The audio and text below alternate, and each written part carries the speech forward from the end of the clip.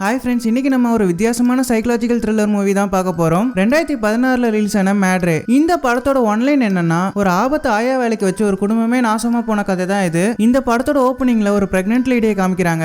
அவங்க பேரு டயானா. அவங்களுக்கு ஒரு மனநலம் பாதிக்கப்பட்ட ஒரு பையன் இருக்கான். அவன் பேரு மார்டின். இப்படி தன்னோட பையனை பார்த்துட்டு சந்தோஷமா வாழ்ந்துட்டு இருக்கும்போது ஒரு நாள் தன்னோட வயித்துல இருக்க குழந்தை எப்படி இருக்குன்றத செக் பண்றதுக்காக ஹாஸ்பிட்டல் போறாங்க. அப்படி செக்அப்லாம் முடிச்சதுக்கு அப்புறமா அந்த டாக்டர் டயானாவை பார்த்து, உங்க வயித்துல வளர்ற குழந்தைக்கு மார்டின் மாதிரி எந்த பிரச்சனையும் இல்ல, அந்த குழந்தை ஆரோக்கியமா தான் இருக்குன்னு சொல்லி ஆறுதல் சொல்லிக்கிட்டு இருக்காங்க. இப்படி இவங்க பேசிக்கிட்டு இருக்கும்போது அந்த இடத்துக்கு மார்டின் அங்க வேலை செய்யற ஒரு நர்ஸோட கையை கடிச்சிட்டு டயானா கிட்ட ஓடி வரான். மார்ட்டியை சமாளிக்க முடியாத டயானா தன்னோட புருஷனுக்கு போன் பண்ணி புலம்பிக்கிட்டு இருக்காங்க.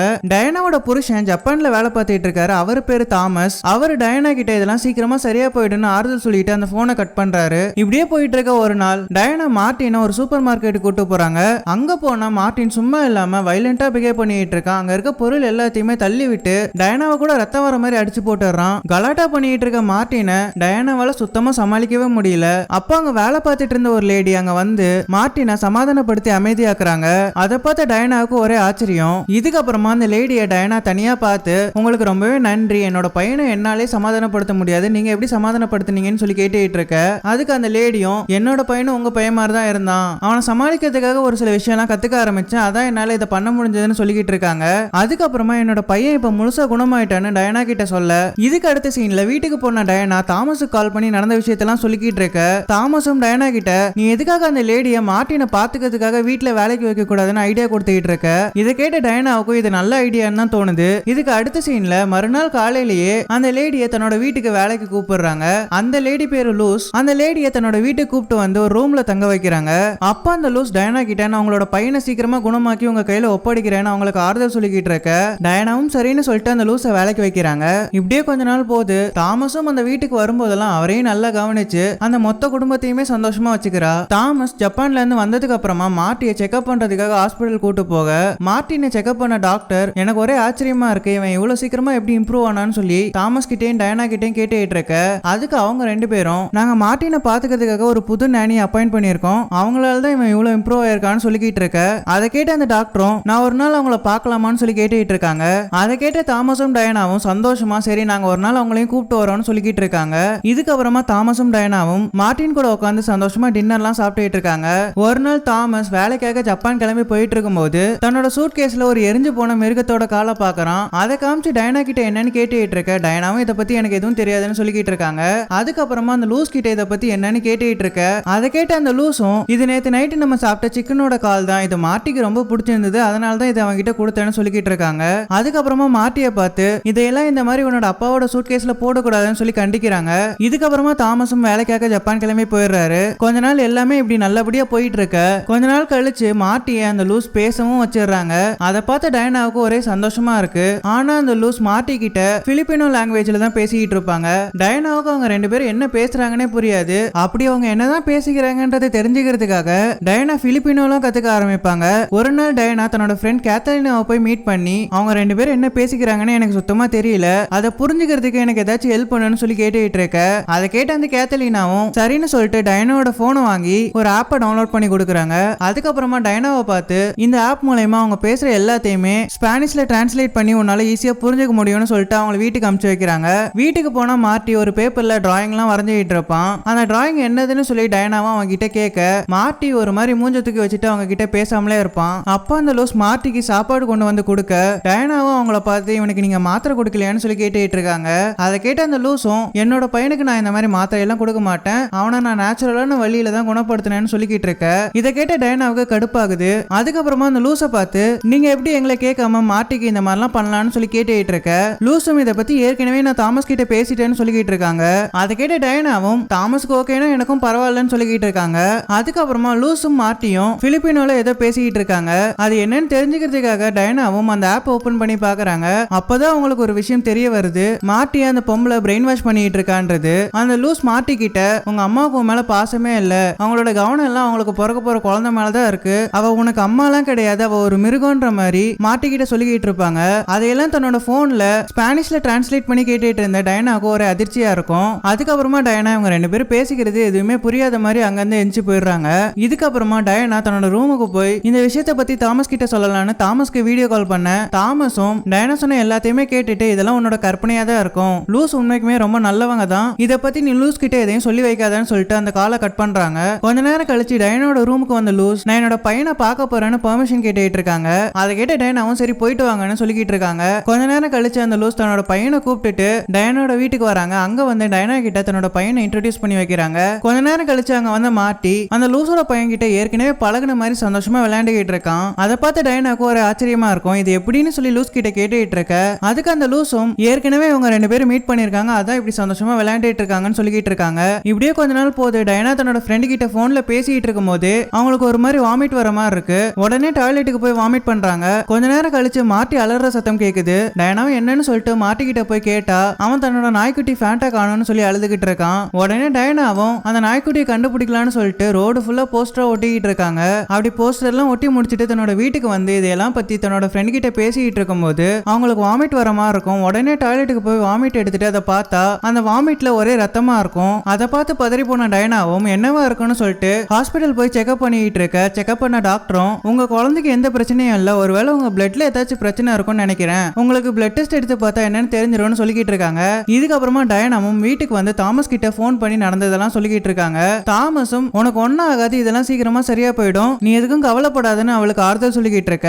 அப்ப அந்த ரூம்குள்ள லூஸ் டயனாக்கு சாப்பாடு கொடுக்க வரா. தாமஸும் லூஸ் கிட்ட ஹாய்னு சொல்ல லூஸ் அந்த சாப்பாடு அங்க வச்சுட்டு தாமஸ் கிட்ட ஒரு மாதிரி மூஞ்ச காமிச்சிட்டு அந்த ரூமை விட்டு வெளியே போயிடுறா. அவ போனதுக்கு அப்புறமா தாமஸும் டயனா கிட்ட அவங்களுக்கு என்ன ஆச்சுன்னு சொல்லி கேட்டுட்டு இருக்க. டயனாவும் எனக்கு எதுவும் தெரியாதுன்னு சொல்லிக்கிட்டு இருக்கா. அதுக்கப்புறமா தாமஸும் எதுக்கும் நீ அந்த லூஸ் கொடுக்குற சாப்பாடை கொஞ்சம் பார்த்தே சாப்பிடு, போன தடவை அவ கொடுத்த சாப்பாடை சாப்பிட்டு எனக்கு பயங்கரமான லூஸ் மோஷன் ஆச்சுன்னு சொல்லி கிண்டல் பண்ணிட்டு அந்த போனை கட் பண்றான். இதுக்கப்புறமா தன்னோட ரூமுக்கு வந்த லூஸ் கிட்ட உங்களுக்கு என்னதான் பிரச்சனைன்னு என்கிட்ட சொல்லுங்கன்னு சொல்லி கேட்டுக்கிட்டு இருக்க.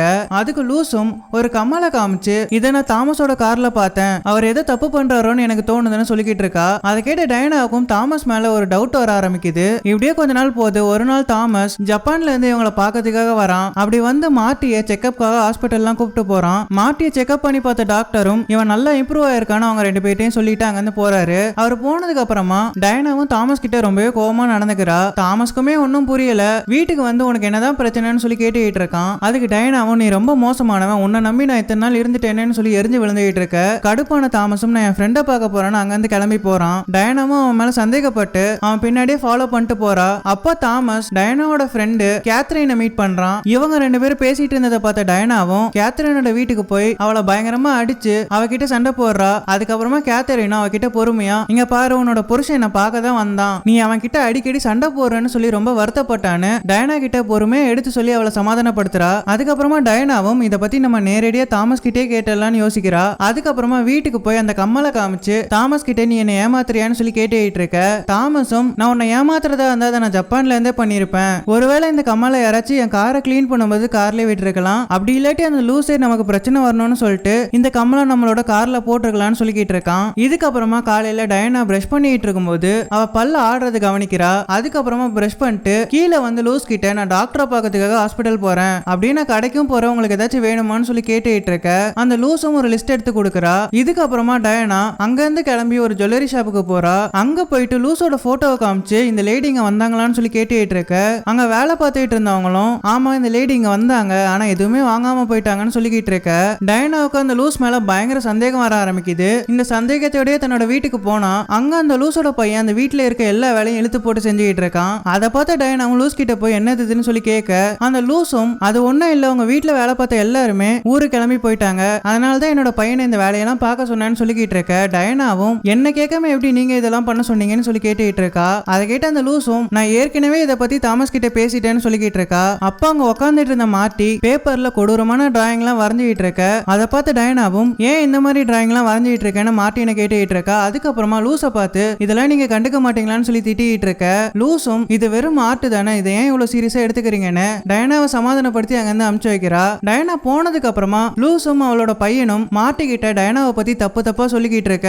இதையெல்லாம் ஒளிஞ்சு நின்று டயனாவும் தன்னோட போன்ல இருந்த ஆப் மூலமா ஒட்டு கேட்டுட்டு இருக்கா. அவங்க பேசினதெல்லாம் கேட்டு பதறி போன டயனாவும் தன்னோட ரூமுக்கு ஓடி போறா. அப்படி தன்னோட ரூமுக்கு போனா தன்னோட காது ரொம்ப நாளா ஊர்த்திக்கிட்டே இருக்கும். அது என்னதுன்னு செக் பண்ணிட்டு இருக்கா. அப்பா அவளோட காதுல இருந்து ஒரு பெரிய பூச்சி எடுப்பா. அதை பார்த்து பதறி போன டயனாவும் உடனே கால் பண்ணி தாமஸை வர வைக்க தாமஸும் ஜப்பான்ல இருந்து கிளம்பி வந்துடுறான். வந்ததுக்கு அப்புறமா டயனா நடந்த எல்லா விஷயத்தையுமே சொல்ல தாமஸ் அது எதையுமே நம்பாம லூஸ் ரொம்ப நல்லவங்க அப்பெல்லாம் எதுவும் பண்ண மாட்டாங்கன்னு சொல்லிக்கிட்டு இருக்கான். அதை கேட்டு கடுப்பான டயனாவும் அந்த பொம்பளை நல்லவளே இல்ல, அவ என்ன ஏதோ பண்ண பாக்குறான்னு சொல்லி தாமஸ் கிட்ட புலம்பிட்டு இருக்க தாமஸும் கடுப்பாய் தயவு செஞ்சு நீ கொஞ்ச நேரம் வாய மூடுன்னு சொல்லிட்டு அங்கிருந்து கிளம்பி போயிடுறான். இதுக்கப்புறமா கொஞ்ச நாள் கழிச்சு தாமஸ் ஜப்பானை கிளம்பிட்டு இருக்கான். அப்படி கிளம்பி போகும்போது லூசை பார்த்து டயனாவையும் மார்ட்டியும் நல்லா பாத்துக்கோங்கன்னு சொல்லிட்டு அங்கிருந்து கிளம்பி போறான். அவன் ஜப்பானுக்கு போனதுக்கு அப்புறமா டயனா தன்னோட வீட்டுல இருந்த கார்டன்ல உட்காந்து ஜூஸ் குடிச்சிட்டு இருக்கா. அப்பா இந்த இடத்துக்கு லூசோட பையனும் வந்து உட்காடுறான். அவனை பார்த்து டயனா நீயும் முன்னாடி மார்ட்டி மாதிரி தானே இருந்த, உன்னோட அம்மா எப்படி உன்னை குணப்படுத்தினாங்கன்னு சொல்லி கேட்டுட்டு இருக்க. அதுக்கு அவனும் நீங்க ஒன்னும் கவலைப்படாதீங்க, மார்ட்டி என்னோட அம்மா நல்லபடியா குணமாக்கிடுவாங்கன்னு டயனாவுக்கு ஆறுதல் சொல்லிட்டு அங்கிருந்து போயிடுறான். இதுக்கு அடுத்த சீன்ல டயனா பல்வளைக்கிட்டு இருக்கும் போது தன்னோட முடிய வாரிக்கிட்டு இருக்காங்க. அப்ப அவங்களோட முடிய யாரோ புடிச்சு கொதர்ன மாதிரி இருக்கும். அதுல கடுப்பான டயனாவும் மார்ட்டியோட ரூமுக்கு போய் அவனை பார்த்து நீ எதுக்காக இப்பெல்லாம் பண்ணிட்டு இருக்கன்னு சொல்லி சத்தம் போட்டுட்டு இருக்காங்க. அந்த சத்தத்தை கேட்டு அந்த ரூம்குள்ள லூசும் வரா. அவளை பார்த்த டயனா எல்லாம் உங்களாலதான், நீங்க தான் இவனை கண்ட்ரோல் பண்ணிருக்கணும், ஆனா இவன் முன்ன விட மோசமா நடந்துக்கிறான்னு சொல்லி லூசை திட்டி அவளை அந்த வீட்டை விட்டு துரத்தி விட்டுருவாங்க. இதுக்கப்புறமா மார்ட்டி முன்ன விட ரொம்ப வயலண்டா நடந்துக்க ஆரம்பிக்கிறான். அவனை டயனாவால சமாளிக்கவே முடியல. இது மட்டும் இல்லாம டயனாவுக்கு மார்ட்டி தன்னை கத்தியால குத்த வர மாதிரி கெட்ட கெட்ட கனவா வந்துகிட்டு இருக்கும். ஒரு நாள் நைட்டு டயனா மார்ட்டிய ஒரு ரூம்ல நல்லா கட்டி போட்டுட்டு அந்த ரூமோட டோரை பூட்டிட்டு தன்னோட ரூமுக்கு ரெஸ்ட் எடுக்கலான்னு போறாங்க. அப்ப மார்ட்டி அலற சத்தம் கேக்குது. டயனாவும் பதறி போய் அந்த ரூம்குள்ள போய் பார்த்தா மார்ட்டி தன்னோட கட்டெல்லாம் அவுத்துட்டு ஒரு போனை கையில வச்சுக்கிட்டு அவன் இருந்த ரூம் ஜன்னல் கண்ணாடியை தன்னோட கையாலே உடைச்சிருப்பான். அவன் கையெல்லாம் வேற ரத்தமா இருக்கும். அதை வந்து பார்த்த டயனாவுக்கு ஒரே வேதனையா இருக்கும். நீ எதுக்காக இப்பெல்லாம் பண்ணிட்டு இருக்கேன்னு சொல்லி அவனை ஹாஸ்பிட்டல் கூட்டு போறாங்க. அப்படியே அவனை ஹாஸ்பிட்டல் கூட்டு போய் ட்ரீட்மெண்ட் பண்ணிட்டு இருக்கும்போது அவன் கையில இருந்த போனை யாரு கொடுத்திருப்பாங்கன்றதை தெரிஞ்சுக்கிறதுக்காக அந்த போன்ல இருந்த நம்பருக்கு கால் பண்ணி பாக்குறா. ஆனா அந்த போனை யாருமே எடுக்கல. இதுக்கப்புறமா தாமஸ் டயனாவுக்கு கால் பண்ணி மார்ட்டி எப்படி இருக்கான்னு சொல்லி விசாரிச்சுட்டு இருக்கான். அதை கேட்ட டயனாவும் இவன் ஏன் இப்பெல்லாம் நடந்துக்கிறேன்னு எனக்கு புரியலன்னு சொல்லி வேதனைப்பட்டு இருக்கா. அதை கேட்ட தாமஸ் இதுக்கெல்லாம் நீ தான் காரணம், நீ தான் அந்த லூசை வேலையை விட்டு அனுப்புன, அதனாலதான் இப்ப மார்ட்டி உன்னால சமாளிக்க முடியலன்னு சொல்லிக்கிட்டு இருக்கான். அதுக்கப்புறமா டயனா கிட்ட நீ எப்படியாச்சும் லூசை மறுபடியும் வேலை கூப்பிட்டு வான்னு சொல்லிக்கிட்டு இருக்கான். இதை கேட்ட டயனாவும் வேற வழியே இல்லாம அந்த லூசை மறுபடியும் தன்னோட வீட்டுக்கு வேலை கூப்பிட்டு வரா. அங்க வந்து லூசுமே என்னோட பையனை துணை கூப்பிட்டுக்கலாமான்னு கேட்டுக்கிட்டு இருக்க. டயனாவும் என்னோட அனுமதி இல்லாம இந்த வீட்டுக்கு யாரையுமே நீங்க கூப்பிட்டு வரக்கூடாது, தேவையில்லாத எதையுமே நீங்க பேசிட்டு இருக்க கூடாது, உங்களோட வேலை என்னோட பையனுக்கு சாப்பாடு கொடுத்து நல்லபடியா கவனிச்சுக்கிறது மட்டும்தான், அதை மட்டும் பண்ணா போதும்னு சொல்லிக்கிட்டு இருக்கா. இதுக்கு அடுத்த சீன்ல டயனா தன்னோட ரூம்ல உட்காந்துட்டு இருக்கும் போது அவளோட டாக்டர் அவளுக்கு போன் பண்ணி நீங்க ஏதாச்சும் ட்ரக்ஸ் எடுத்துக்கிறீங்களா, உங்களோட பிளட்ல ட்ரக்ஸ் எல்லாம் கலந்து இருக்குன்னு சொல்லிக்கிட்டு இருக்காங்க. அதை கேட்ட டயனாவும் நான் அப்பெல்லாம் எதையுமே எடுத்துக்கலையே டாக்டர்னு சொல்லிக்கிட்டு இருக்க. அந்த டாக்டரும் நீங்க வேணா இன்னொரு தடவை வாங்க, உங்களோட பிளட்டை இன்னொரு தடவை செக் பண்ணி பார்த்துடலாம்னு சொல்லிக்கிட்டு இருக்காரு. இதை கேட்ட டயனாவுக்கும் அந்த லூஸ் மேல பயங்கரமா சந்தேகம் வர ஆரம்பிக்குது. இதுக்கப்புறமா டயனா அந்த லூஸ் கிட்ட எனக்கு கொஞ்சம் டீ போட்டு கொடுக்க முடியுமான்னு கேட்க அந்த லூஸும் மார்ட்டியை கூப்பிட்டுட்டு கிச்சனுக்கு போறா. டயனாவும் பின்னாடியே போய் அவங்க என்ன பண்றாங்கன்றத ஒளிஞ்சு நின்று பார்த்துட்டு இருக்க. அப்ப அந்த லூஸும் மார்ட்டியும் டயனா குடிக்கிறதுக்காக போற டீல எதையோ கலக்கிறத பாக்குறா. அதை பார்த்த டயனா பதறி போய் குடுகுடுன்னு தன்னோட ரூமுக்குள்ள போய் உட்காந்துக்கிறா. அதுக்கப்புறமா எதையுமே காட்டிக்காத மாதிரி உட்காந்துக்கிட்டு இருக்கா. பின்னாடியே அந்த ரூமுக்கு லூஸும் தாமஸும் வராங்க. அந்த டீயை கொடுத்துட்டு அந்த ரூமை விட்டு போயிடுறாங்க. அவங்க போனதுக்கு அப்புறமா அந்த டீயையும் டயனா யூஸ் பண்ற நிறைய பொருளையும் எடுத்து குப்பையில போட்டுறா. எப்படியே மறுநாள் காலையில ஆகுது. அப்ப தாமஸ் வர மாதிரி டயனாக்கு ஒரு சத்தம் கேக்குது. டயனாவும் தாமஸை பார்க்கலான்னு சொல்லிட்டு கீழே இறங்கி வந்து பார்த்தா தாமஸ் இருக்க மாட்டான். உடனே அந்த வீட்டுல இருக்க எல்லா ரூமுக்கும் போய் தாமஸை தேடி பார்த்துட்டு இருக்க. அப்ப அங்க இருந்த ஒரு டேபிள்ல தாமஸோட போனும் கீயும் இருக்கும். அதை பார்த்துட்டு அந்த வீடு முழுக்க தாமஸை கூப்பிட்டுக்கிட்டே தேடிக்கிட்டு இருப்பா. ஆனா தாமஸ் அங்க இருக்கவே மாட்டான். உடனே லூஸை கூப்பிட்டு தாமஸ் எங்கன்னு கேட்டுக்கிட்டு இருக்க. லூஸும் தாமஸ் அவர் எங்க வந்தாரு, அவர் ஜப்பான்ல எல்லாம் இருக்காருன்னு சொல்லிக்கிட்டு இருக்க. டயானா இல்ல நான் இப்பதான் தாமஸோட குரலை கேட்டேன், அது மட்டும் இல்லாம தாமஸோட போனையும் சாவியையும் இந்த டேபிள்ல பார்த்தேன்னு சொல்லிட்டு அந்த டேபிளை காமிக்கிறா. பார்த்தா அந்த டேபிள்ல ஒண்ணுமே இருக்காது. டயனாவும் குழப்பத்துல இருக்க. அந்த லூஸ் நீங்க ஏதோ குழப்பத்துல இருக்கீங்கன்னு நினைக்கிறேன், அதான் இப்பெல்லாம் யோசிச்சுட்டு இருக்கீங்க, நீங்க பேசாம ரூமுக்கு போய் ரெஸ்ட் எடுங்கன்னு டயனாவுக்கு சமாதானம் சொல்லிக்கிட்டு இருக்க. டயனாவுக்கு ஒரே கடுப்பா இருக்கும். இதையெல்லாம் பத்தி தன்னோட ஃப்ரெண்டுக்கு சொல்லலாம்னு சொல்லிட்டு கேத்தலினை ஒரு ஹோட்டலுக்கு வர வைக்கிறா. கேத்தலின் அந்த ஹோட்டலுக்கு வந்து டயனாவை பார்த்து ரொம்பவே அதிர்ச்சி ஆகுறா. ஏன்னா நல்லா இருந்த கேத்தலினை ஐபோட விக்கிற மாதிரி ஆக்கி வச்சிருப்பாங்க. அவளோட முகம் முழுக்க ஒரு மாதிரி வாடி போன மாதிரி இருக்கும். டயனாவும் நல்லா அழுதுகிட்டே கேத்தரின் கிட்ட அவங்க எல்லாரும் சேர்ந்து என்ன ஏதோ பண்ண பாக்குறாங்க, என் பையனை வச்சு என்ன கொல்ல பாக்குறாங்கன்னு கேத்தரின் கிட்ட புலம்பிக்கிட்டு இருக்கா. அதை கேட்ட கேத்தரினும் சரின்னு சொல்லிட்டு டயனாவை அவளோட வீட்டுக்கு கூப்பிட்டு போறா. அங்க போயிட்டு அந்த வீட்டோட கதவை தட்ட உள்ள இருந்த லூஸும் அவளோட பையனும் அந்த கதவை திறக்கிறாங்க.